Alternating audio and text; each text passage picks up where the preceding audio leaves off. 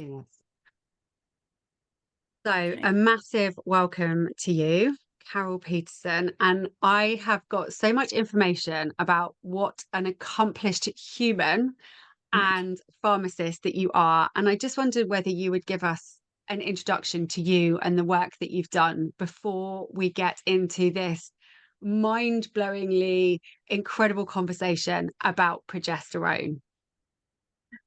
Okay, well, it's a long story, but I began working at Women's International Pharmacy, and all the work there was based on PMS, severe PMS, and Katarina Dalton's work.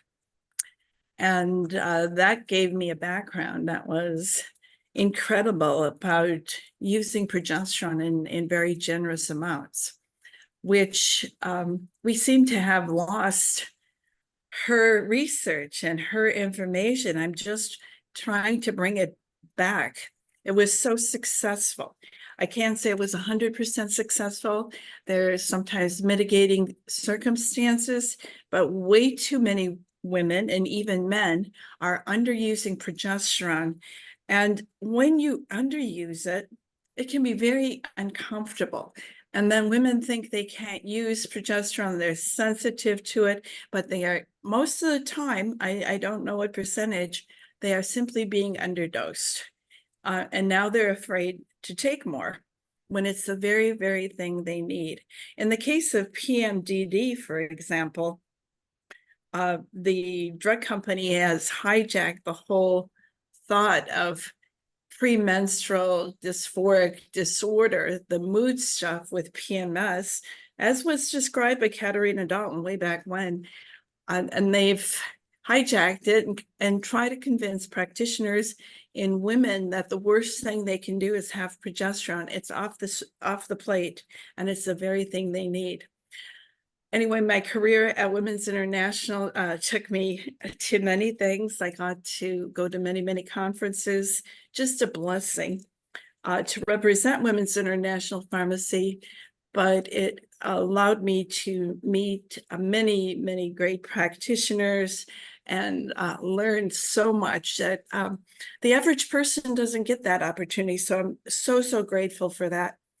And I did a lot of administrative work and a lot of political work, because almost from the get-go, 3 weeks after, and our state board visited us.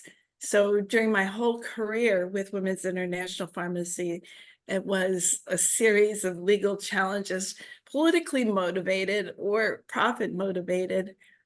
Consider for a moment, if you deprive a woman of progesterone, how many drugs can be offered to her to relieve the symptoms of progesterone deficiency, which they do very poorly.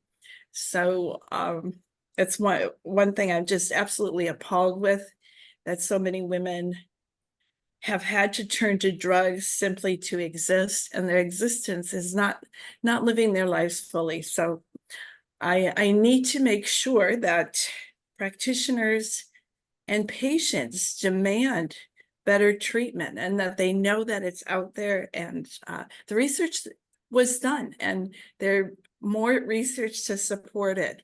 But a lot gets lost with the synthetic hormones being thrown into the research all the time. And I mean, this is something that I see so much in my community, that I get. One of the many pet peeves that I have around practitioners interchangeably calling progestins the synthetic little devils, quite frankly, and calling them progesterones. And then women saying, having these quite severe mood reactions often to the synthetic progestins, and saying, I can't take progesterones. So for anyone watching, we're talking about things like in the Mirena coil, in contraceptives, in injections. These are synthetic progestins. They are not progesterones. And I really feel that is a message that we still need to get out, because lots of practitioners believe that that is true. They believe that it is a progesterone, right? And right, and the same, even the Endocrine Society in the United States would come out with a statement like, all estrogens are alike. Just- and if somebody says that to me, once in a while I said, will you ask your practitioner if they failed their physiology course? Just because Crazy. how anybody with any kind of science training could say such a statement, and the same for the synthetics, like it really doesn't matter which one you use. It matters, completely matters that you use hormones that belong in your body. And oh my gosh, there's just so much going around my head that I want to deep dive into with you. But what are some of the conditions or experiences or symptoms that women have that you have seen in all of your years of practice that progesterone supports with? Can you hear me okay? Yes, we just had a little freeze. Okay. Okay, good. Good. Okay, that progesterone, and what was the rest of the sentence? Sorry. So that progesterone helps with, what are the kind of things that women might benefit from using progesterone for? Okay, you can go through the whole lifetime. Colicky babies probably need progesterone. Children with ADD, ADHD likely have low progesterone. Any kind of painful, uncomfortable menstrual periods when you start cycling is low progesterone activity. PCOS, insulin glucose dysregulation, but severe progesterone deficiency, infertility, progesterone deficiency, insulin resistance even can have a side of progesterone being insufficient. With the enough progesterone, somehow that is balanced a little bit more. Perimenopause, of course, things like heavy bleeding. In the US, they do something like 700,000 hysterectomies a year.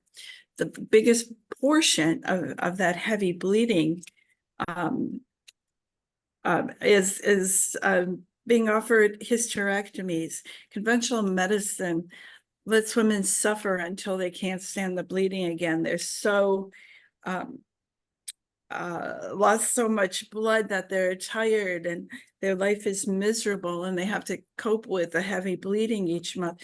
And it's easy to fix.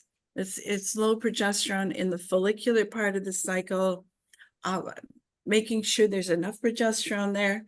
In a couple cycles, you're back to normal.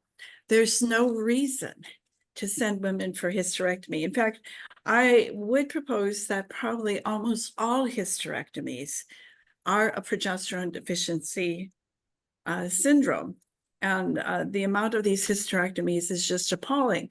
And then women are sold a bill of goods. They go ahead and have the hysterectomy, and they're given estrogen, the very thing they were dominant before. And their symptoms are simply not relieved adequately with estrogen because it's not the missing thing. In fact, you could end up still having plenty of estrogen coming through your adrenal glands after hysterectomy, but you don't have the progesterone to balance it. And so misery ensues, and women are told that this estrogen will protect their bones, but progesterone is the bone builder. Estrogen slows down bone loss. And I had read in some of Ray Pete's work, if you use estrogen only, you can raise prolactin, which is pituitary hormone. If you have, in effect, low thyroid, prolactin can rise. What brings prolactin down? Progesterone. What's the effect of that high prolactin? It stimulates the parathyroid hormone, which in turn pulls calcium out of your bones. So the fiction that is sold to women after hysterectomy, they need estrogen to protect their bones, they actually are making them more prone to osteoporosis than before. Wow.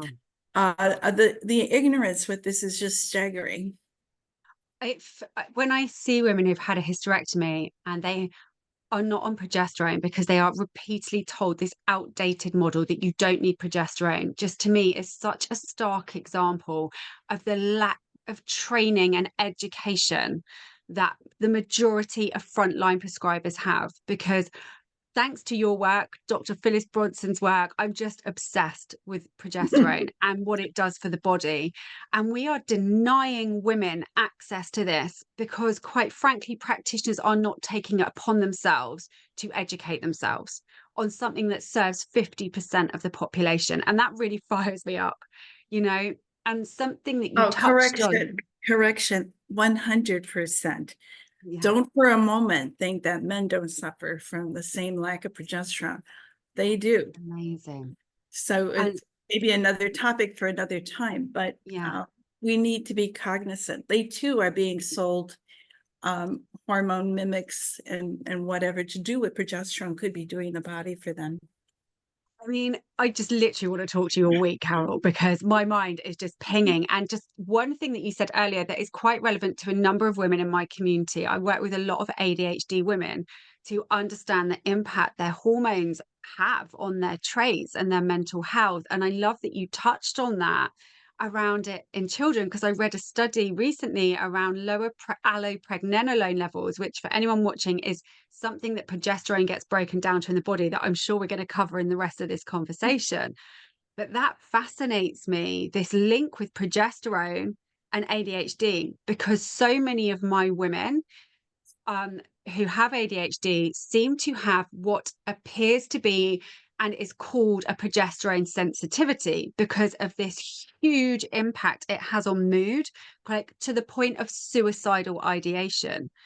So what Yes, would you say to yes, women and it's who are way too experiencing little. that? I'm Yeah, I'm just I just have to say I'm so upset because one of my clients who had severe anxiety started using more progesterone, and she got to about 1,600 milligrams with mainly creams and freezing some to do vaginally, and she wasn't there. Still anxious, and she didn't keep going. I've known women to need maybe double that, sometimes as much as double that. And she went to the hospital in a panic.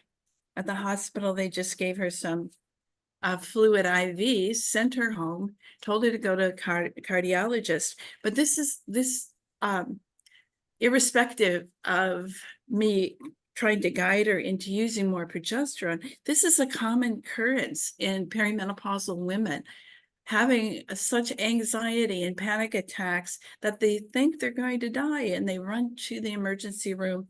They do a full cardiac workup. Nothing is wrong with the heart, and then they're sent home. But something is seriously wrong with their endocrine system. So what's wrong with it? They should be giving progesterone like IM or IV, like they do for brain trauma, when a woman who is perimenopause arrives in the hospital in that state. So it's not unusual. I'm feeling really bad, but fortunately, I've had so many interactions since then of women telling me what a difference it's made in their lives already, just bumping up the progesterone to the point where they are comfortable. And I can't tell you how much you need, how often you need it. What happens, and I think it's really quite beautiful, because we are taught to give away our health care decisions to somebody else. We forget to look inward and monitor ourselves. And when you start progesterone, it's essential that you do that. You may have to play around with doses, you may have to play around with dosage forms, but the end result is a clinical result, not a blood test, not a saliva test, not a urine test. Is have your symptoms been relieved? And I encourage women to go for 100%. Once women get there, they flip. They feel wonderful. They're enjoying their lives, and now they are in control. They know what it takes for them to achieve that, and they start being in control of the other parts of their lives too. So I'd like to work with progesterone first and foremost. It's the most difficult to conquer, but once you're there and know how to adjust for your circumstances and how you eat and whatever stressors are in your life, then you're in control. You have the power to dictate how your body is going to be working for you. And so after so many decades of women who are now older and they have submitted to the medical industry, it's like opening a huge door to much better living. I mean, there is so much that I love about your approach, but something I find fascinating is yourself, Dr. Phyllis Bronson, you mentioned the work of Dr. Katerina, who have all said the same thing, that the current method and narrative around going very low dose and slowly with progesterone is doing much more harm to these women than good. And actually, your approach is very much hard and fast, starting on minimum doses of 300 or 400 milligrams of progesterone and going up very quickly until symptoms are alleviated. I mean, even in some of the protocols that I've seen, every 15 minutes applying more transdermal progesterone until you are feeling better, which is so far removed from the current practice that we certainly have here in the UK, which if you went to a GP and had this conversation, they're going to look at you like you're an alien, to have this. I mean, one transdermal progesterone is not available on NHS here. We can only get that privately, like through the clinic that I run with Dr. Adele, but you can buy it over the counter. So is that right, that the models that you see the progesterone being effective are this hard and fast approach with high levels, just keep going until you feel good? Yes, and we talked briefly about progesterone deficiencies. As you're younger, some women come to perimenopause and they really hit the wall, but they have a history of low progesterone for a long time. You might even throw birth control pills into there, or some women get fitted with the Mirena when they start having heavy bleeding. Those hormones further knock out your own progesterone. You don't make it as well. The receptors are filled. There's no reason for your body to be signaling to make more. And so you become even more progesterone deficient as all this goes on. It's not going to take a tiny dose to recover from all of that, which I began to see it in the medical literature. I'm going to have to find what article on my table I found it. But they talk about progesterone behaving in a reverse manner from most things, that at the low doses, you're going to have adverse effects. It's only when you get to the higher dose, you have the effect you want. This is not inconsistent with some pharma drugs display the same kind of thing, but we have a difficulty with progesterone. I don't care if you start low and go slow with testosterone, with DHEA, with estrogen. It's very easy to do. And it's, I think it can be because progesterone is maybe responsible for a lot more biochemistry than these other hormones. And indeed, it is the one that you make the most of, second to DHEA. We give so much attention to estrogen, but it's the least that we produce. And I blame some of this on how we've been putting out the menstrual cycle charts with the follicular progesterone looks like it's down in the pits. Even Richard Lobo, who's got an endocrinology book where it teaches people in medical school, says there's no progesterone being produced in the follicular phase. This is how he said it. But this is what you're talking about here, right? That yes, these are the standard textbook diagrams that we yes, see that shows progesterone kind of equal to estrogen in terms of levels. And this diagram is so misleading. And unfortunately, I don't have an image of the actual ratios with me, but but it's kind of like progesterone would be like up here off the chart, right? If we were yeah, showing actual ratios. if you can imagine that progesterone level 1,000 times higher, because it's in nanograms on the test, and the estrogens in picograms. And so this is a lopsided view of what actually happens. You have a huge amount of progesterone in the follicular phase. I'm assuming it probably is the progesterone coming from the adrenal glands. There's even more progesterone that we can't measure. Mast cells produce it independently. Schwann cells in your nervous system tissue produce progesterone and pregnenolone independently and use it right away. It's never going to show up in any body fluid. Your brain independently makes it from cholesterol, all by itself. So that's not going to turn up on any of our testing modalities. The really beautiful thing, though, is that when you use progesterone, your body will use it in some of these specialized areas. I've seen neurological stuff improve with progesterone. Then I know the Schwann cells are taking it up. It can act as an antihistamine within the mast cells. So progesterone is getting taken up.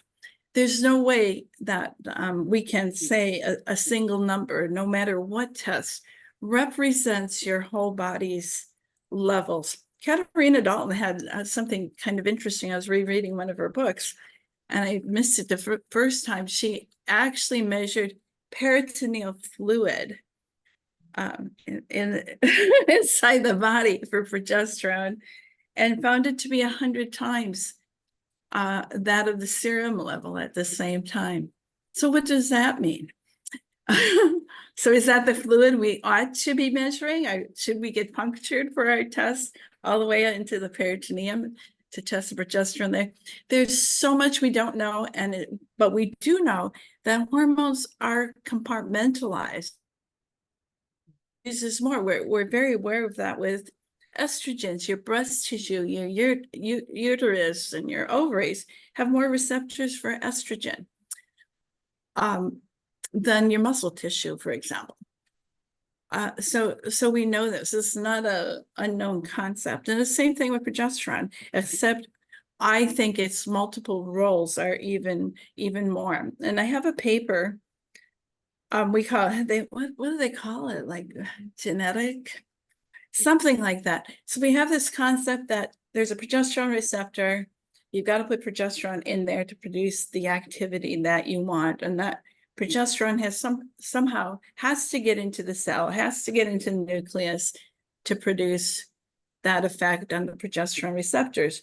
We know now that there's an effect outside the cell as well, and there's like 4 or 5 different pathways that don't require any receptors at all that progesterone participates in.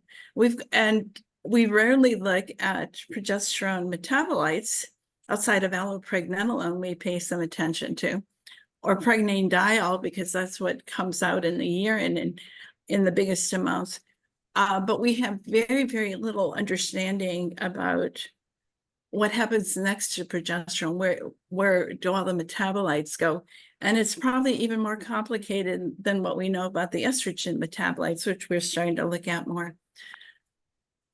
I mean, again, just so much there. But I think something that is really important to touch on, because there is so much fear about HRT, which everything just get lumped into under this HRT thing. And I actually was challenged on my social media by a menopause doctor when I started sharing some of this around progesterone, who out and out said, I am calling this out as harmful to women to suggest that women should have high doses of progesterone.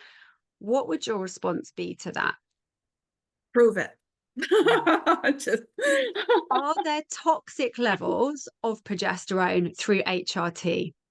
Well, I'm going to use US numbers because I know US numbers. So in the textbook, I believe it was saying like you need 50 to 200 nanograms per mil of progesterone levels during pregnancy. And high luteal is usually like 20, 25, just to put this in perspective. And then recently I saw a laboratory test, and of course they are separating out levels you should have during various parts of your life. Their pregnancy level went all the way up to 550, which sort of stunned me, because then I thought, I believe that there's probably a sweet spot here where you should get to at least some amount for the healthiest babies. Now, you have all this progesterone swimming around in your bloodstream during pregnancy. It's also swimming around with your babies, boys and girls. So we would have to get to even more astronomical amounts to even start talking about toxicity. Our bodies are adapted to very high levels of progesterone. And this is, then for me begs this question. Where did, and again, this may just be a UK thing, but where did this poor low dosing, apparently, of progesterone come from, where the standard really is 100 milligrams orally in the UK cyclically? You're not really seeing more than 200 milligrams. Some doctors kind of get really frightened at the thought of even prescribing that. Where did this come from? I know, but they'll go ahead and do a benzo. Yeah, They exactly. should be frightened of that. Um, Yeah. I actually blame Dr. John Lee. And to his credit, he did a lot for progesterone. He wrote a pretty darn good book, Progesterone, The Multiple Roles of a Remarkable Hormone. But somewhere along the line, he got on this idea. He recommended women use the product Progest at 16 milligrams in about a quarter teaspoon dose. And he said the body only makes about 20 milligrams of progesterone. So you really don't need that much. However, one of the things at Women's International Pharmacy, so here we are doing these really large doses for the PMSers, and Dr. Whitaker had a newsletter and a big following, wrote an article about hormones, about progesterone, and he talked about Progest being available, and that Women's International Pharmacy was compounding with hormones, but you could buy Progest with us. And you couldn't at the moment because we didn't stock it. So we had so many people calling. We of course stocked it. And then when women started calling back and having miserable experiences, we were able to let them know that they could get a lot more progesterone prescribed for them, and these symptoms should be resolved.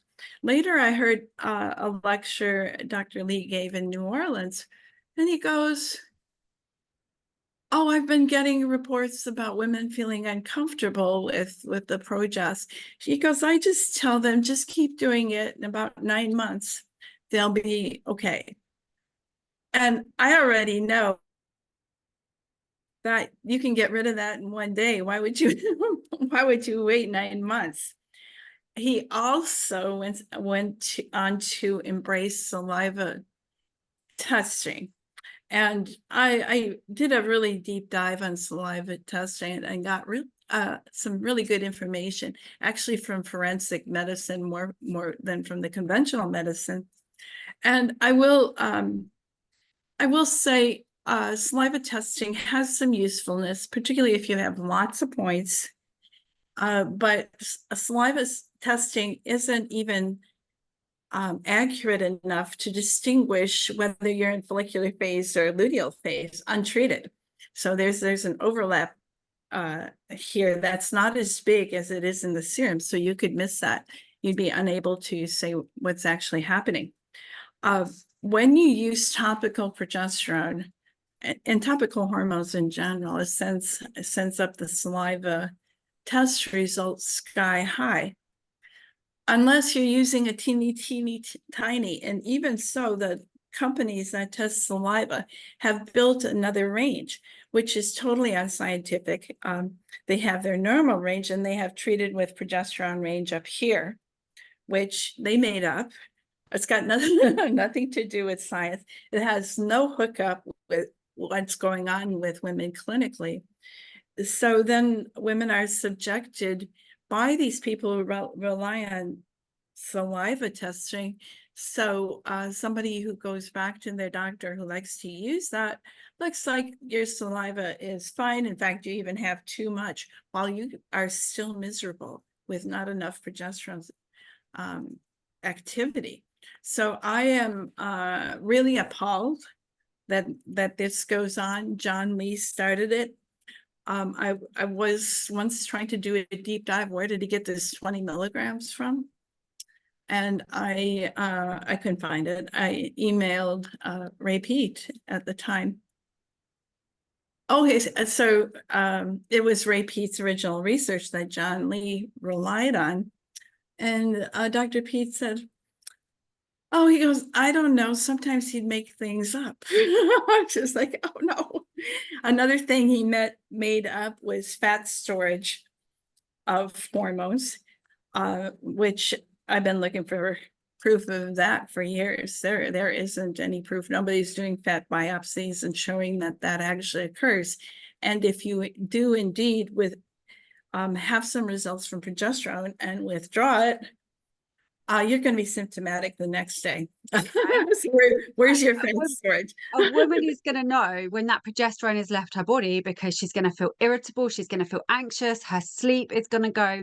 And this is one of the things we spoke about briefly is, can you imagine the impact on the pharmaceutical industry if we started treating conditions with body identical progesterone and started to largely negate the need for SSRIs, synthetic progestins, sleep-in tablets, all of which I know you have had consistent, incredible results with purely through properly dosing based on the unique physiology of that woman in front of you and getting to the correct level for her.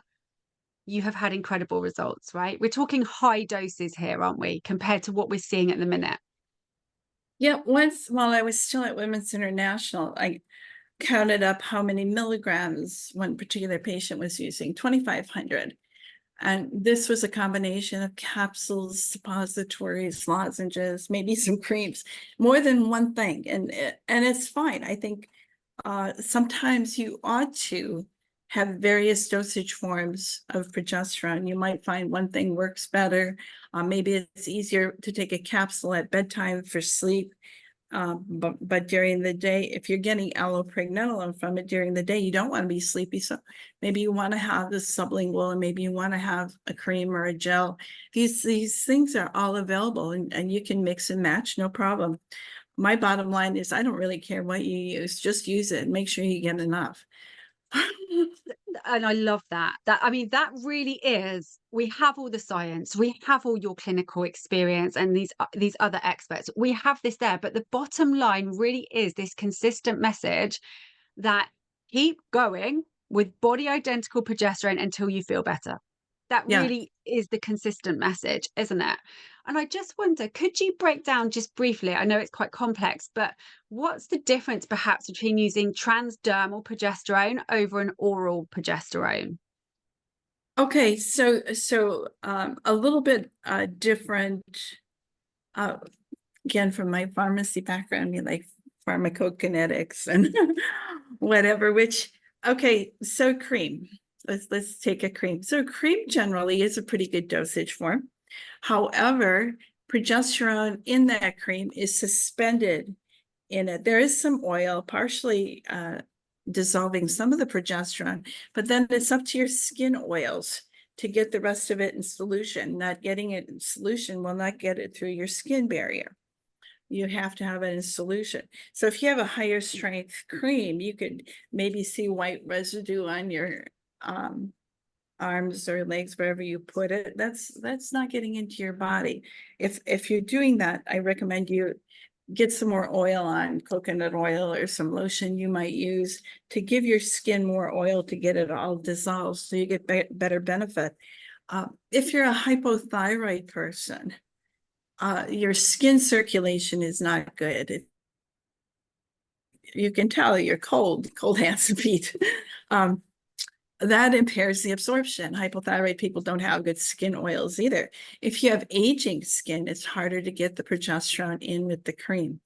So you might actually be putting on a lot of milligrams of cream, and you think it sounds astronomical, but you're only getting a partial amount of that. David Zava, who has ZRT lab, once said that it matters what the cream base is too, and that from some cream bases, women were absorbing like less than 10%. The best he'd seen was 80%. And your hands are a good place of absorption as you're putting it on elsewhere. Cream is easy to use. It's nice to be able to change doses with a cream. Transmucosal, like intravaginal or rectally, seems to give better absorption. As I said, some women are freezing their over-the-counter cream just so it's solid enough so they can introduce it vaginally or rectally. Or you could buy from the pharmacy a vaginal applicator and insert it vaginally, a cream vaginally. Okay, when we go to oral, now here's a great controversy, because everybody says, oh, it's just destroyed by the stomach acid. In fact, the brand name Prometrium in the US will even say that there's only 10% absorption of the oral capsules. However, Hargrove and Maxon, who did research prior to that, which Women's International was basing doing progesterone in oil capsules, found that the progesterone is actually absorbed into the lymphatic system. It's absorbed like an oil, which is not subject to breakdown in the stomach acid. So the lymph carries it around. Might explain why it goes up so much in the saliva. I don't know. Even oral, but not as much as the topical. So if your capsule's in oil, or if you had some oil with it, if you had a meal with fat in it, you'd improve the absorption orally. So I don't buy that this just all gets destroyed. And then I think we have to, I really like to address avoiding the first liver pass. Way too much ignorance about this, because even practitioners, it's like, oh, you avoid the liver and you avoid breakdown, or you avoid damaging the liver. No, when you use non-oral routes, sublingual, intravaginal, rectally, on your skin, it goes into the bloodstream where it is. And it's a technique designed to maximize the absorption of what you're using. So it will be there in a larger amount for just a few seconds, because it just takes like under 20 seconds to have your blood circulate all the way through your body, which doesn't include a liver pass. So this heightened absorption just for moments gives you enhanced absorption, and that's the technique for avoiding the first liver pass. It is not a technique to save the liver from damage. What saves the liver from damage is that you don't put substances in your body that don't belong there. Let's say you used a progestin non-orally, which you probably could do, but that's going to damage your liver when it hits the liver, because your liver's not equipped with the enzymes to break it down. It simply isn't. So absolutely brilliant, because that is, you know, I think what again, one of the themes that I'm seeing through all of your work is this approach to transdermal, which is so incredibly frustrating, because there is a real cost that is linked to that here in the UK. And for those women who do have this reaction to taking it orally, which can be linked to the allopregnanolone, that then becomes quite limiting, because we know vaginally it may not have the impact on sleep that we want to see. So women who aren't able to take it orally then aren't getting all the benefits from having it vaginally, really only have a route to go down privately. But I've managed to find a really great provider here in the UK of an over-the-counter progesterone cream. And I just wondered if you would share your views on over-the-counter progesterone creams for women. Well, be very careful what you choose, because some of them, like Progest, has very little strength. And somebody sent me a link to another company who has some hormone products. And I looked, and one of their products has a teeny tiny bit of estradiol and 2 milligrams of progesterone. I suspect there may be problems, but I don't know. In the US, most of the products sold in the health food stores might have 20 to 30 milligrams of progesterone per dose. And that's fine. I don't care if that helps you. Go for it. Use that. But if you are severely progesterone deficient, it's not going to touch it. And we have over-the-counter products in the US now that go all the way to 200 milligrams per dose. Well, now we're talking. Now we have opportunity to boost up the progesterone significantly. So I'm a pharmacist, no longer work in a pharmacy. I'm doing coaching. I'm relying very heavily on the over-the-counter opportunities to treat people. I like it for, it's available, and most of the time it works pretty well. And patients, again, have control. They're not submitted to begging for prescriptions to get their hands on progesterone and some of the other hormones too. So it's a nice state of affairs right at the moment. Yeah, I mean, and we just can't access anywhere near that amount in the UK. You know, the levels are so limited here. But something you just touched on there that I think is so important for women to understand why the hell it is we are so progesterone deficient when we see this link with the adrenals and cortisol. I just wondered if you would speak a bit about that. Okay. Well, I spoke briefly about this idea of a reservoir of hormones in the fat cells, which I think is garbage. But progesterone is just one metabolic step away from cortisol. And cortisol, we've identified numerous metabolic byproducts of cortisol. And sometimes if you do a urine test, they will actually identify those metabolites and tell you how much of those metabolites you have. And what you can see in somebody who's been stressed chronically or acutely very badly, not only is the cortisol deficient, but the metabolites down the road are deficient. So that, I believe, gives you a basis for resilience. And when that is dropping, you just plain aren't resilient. You might be able to have some effect or raise it for a short time, but the long term, you're just simply not making enough.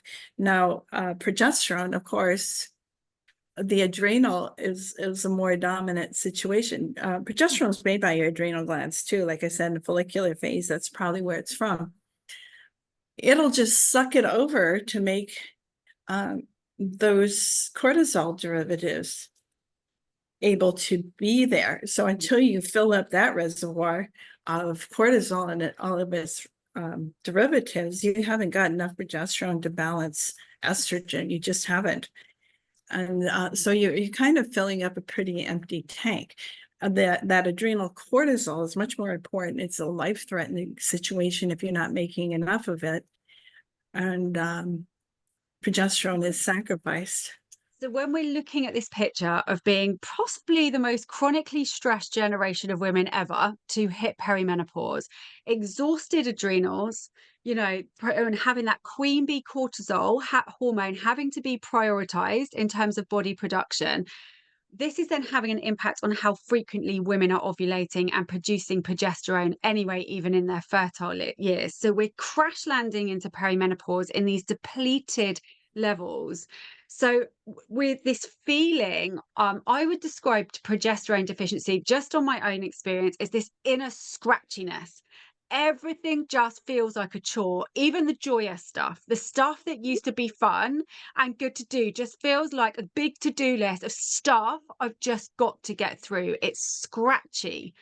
And the biggest shift I noticed when I take my progesterone is I laugh more.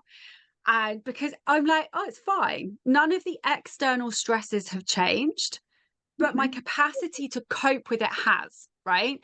So I'm fortunate, I don't have a condition like PMDD or, you know, something like that. So in terms of the levels that I use, that's the shift that it makes for me. And as an ADHD woman, I notice a significant shift in my traits.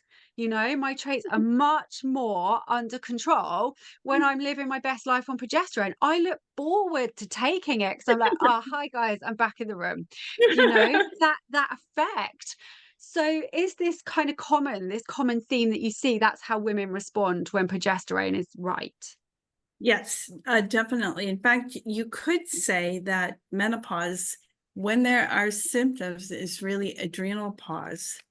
And they say as many as 80% of women have significant symptoms when they stop ovulating, and they hit the wall, and they hit the wall because the adrenal gland, after ovulation stops, is supposed to take over the whole sex hormone issues. It makes progesterone, gives you estrogens through DHEA. Your DHEA gives you resilience. All that can be knocked right down, and wham. And that's why a lot of women report quite a sudden onset of symptoms. They're going along just fine till the ovulation stops. And then it's like they feel out of nowhere these symptoms arrived. But they've been having a very stressful lifestyle, and perhaps a lot of progesterone low situations throughout their lifetime, and they have nothing to turn to help them actually live. So it's a big deal. One of the things you said made me think of something somebody said to me. She goes, this is so interesting. Nothing my husband says to me bothers me anymore. I don't want to chop him up and put him in the liquidizer anymore. I quite like him. Yes. And again, this is something else that I truly believe, as you said, that we completely hand our power over to people we believe know better for us, who are actually, again, in the UK, practicing with incredibly blinkered, limiting rule books. This is the model. This is what you apply to every single woman who walks through your door, which is just ridiculous. But what I loved was speaking about particularly this connection with stress, was when you were talking about how women's HRT appears to have been working beautifully, then something traumatic or a chronic period of stress, not even something traumatic, something happens and suddenly they're like, I've had a bleed or something shift. And your first question is, what's been happening over the last couple of months? Could you speak a little bit to that? This is a great mystery. And it's promulgated by that same menstrual cycle chart that you have there. We're all taught that it is a drop of progesterone and estrogen that brings on bleeding. But before you accept that, just wonder about all those cycles that there was no ovulation. You bled anyway. Progesterone didn't rise and drop. So that's not right. The luteal phase has two different activities of progesterone. In the first part of the luteal phase, progesterone along with estrogen helps build up the endometrium even more than you had from the follicular phase, ready to accept a fertilized egg. At the highest point is when the second part of the luteal phase starts, and progesterone makes that accumulated tissue secretory. So there's a lot of women and their practitioners, they start progesterone for the first time, and they could be already menopausal, and they're given some progesterone, and oh my God, they're bleeding. Okay, all that means is that accumulated tissue you had sitting in the endometrium, and it could be coming out, it could be rusty color and maybe some dark color or clotting even. Your progesterone is now at a level where you're allowing that tissue to be secretory and get rid of it. I had so many calls when I was working in the pharmacy in a panic, and I'd say, oh, that's wonderful. And I would say, what? However, if they go to their doctor is required to treat it as this is a possible cancer. This is unexplainable bleeding. And we've got to give you a whole bunch of tests and scan you and maybe take biopsies and all kinds of things that really are unnecessary if you understood. Yes, if this persisted all the time. The other thing that happens is, let's say you're menopausal and you're doing just great and you're taking some progesterone and estrogen, maybe some testosterone, most of the time doing just great, and all of a sudden you're spotting. That's when I look for some stressful situation immediately prior, 1, 2, 3 months prior to that period, because as we talked about, progesterone goes to make more cortisol. So if you've had more stress, even a happy stress, a vacation, you're going to be needing more cortisol you have available. Good, you have some, but during that time, progesterone is left unbalanced and stimulates that tissue to grow. So by the time that you reach the time when you're spotting, now things have settled down. Your progesterone again is there to balance estrogen. There's tissue accumulated. Your progesterone helps you get rid of what you just built up. Now, if this happens, if this is kind of a frequent happening, that you're having these uh, spotting situations, you really need to adjust your dosing, either estrogen down, progesterone up, or both. However, you don't have enough cushion for like a stress you might encounter. It's just all so fascinating. I'm sure there are so many women listening to this. And just so we are super clear, what do we know about the risks of body identical progesterone? Okay. I would say if you have enough, there's no risk at all. If you don't have enough and you have an exacerbation of anxiety and your breasts hurt and painful and your water retention and headache, I would submit. At the time I was even asking some doctors, but they kind of poo-pooed me. I would say that underdosing progesterone kind of zone there, that may not be so safe. And I would also submit that we might see some consequences of that in the literature. There was some study just published not too long ago on menopausal therapies. I guess like 6 million people were involved, that they were looking at the data. And there was a progesterone only group, and they suggested an increased risk of cancer. So I wrote the author, he's not responded. And I said, I'd like to have your raw data on this progesterone only group, because I said, as you're well aware, progesterone is biphasic, and it's important to know how much progesterone was being used to evaluate this. So of course I don't get an answer. And what's really interesting is we know that progesterone, one of its many roles is to protect the breast health, right? It Right. plays this Right. role here. And that one study is my understanding, and you would know far better than I do, that that's the first time in all the studies and all the research that that has been that link. And I think when someone's not prepared to be open and honest and share when they're asked questions about that, that's a big red flag, right? Yeah, So yeah, it's very based on alarming. based on everything that we have available to us, there, as the science is at this point, we have no known risks around body identical progesterone, even in very high doses.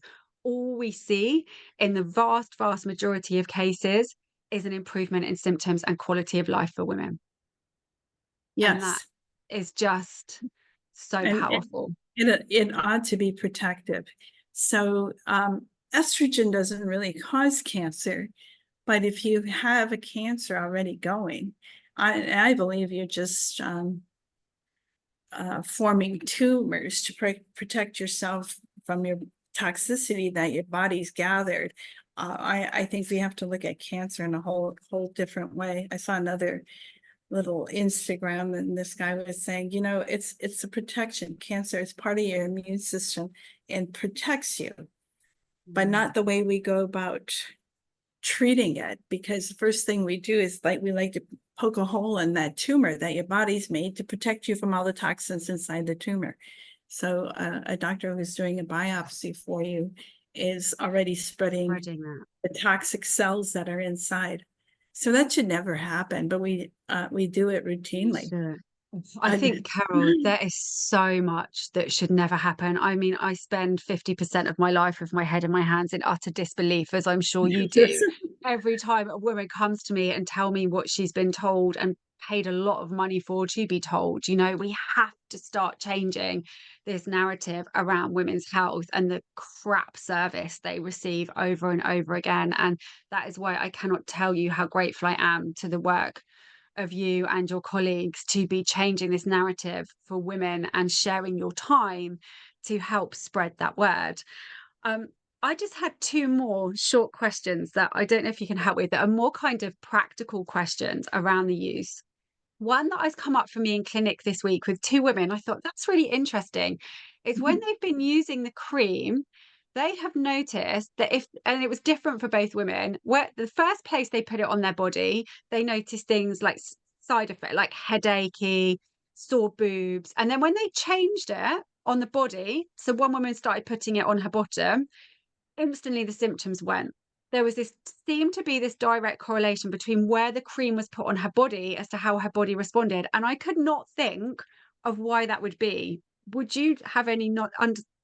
I, I, I think it's more clear with the breasts where you have more estrogen receptors, probably more estrogen available right there. So putting that in, that estrogen it's enhanced. Progesterone helps estrogen work. But if you don't have enough progesterone to also balance that new height you put estrogen on, you're going to have a symptom. If you put it on your leg, you're not going to see that. You're not loaded with estrogen receptors right there. That may apply to the brain too. I'm just theorizing. But if you have a headache, immediately put progesterone on your neck and your temples to get it into the bloodstream, like I said, right near the area. And you can are progesterone deficiencies. There's a few that can be an estrogen deficiency, but I try progesterone first in any case. Amazing. And the one final question that I had, and this is totally a personal thing, and I thought I would ask in case it relates to any other women. I noticed when I that first week when I take my Utrogestin, I'm out, like I am riding high. I'm out in a coma, sleeping. It's great. And then that sort of second week, I notice, oh, my sleep's not quite as good. It's almost like I need more. Is that quite a normal thing that the closer we get to menstruation, the kind of higher dose that we need?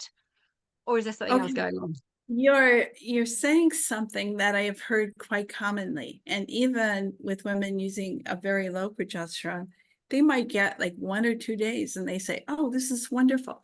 And the next day it falls apart.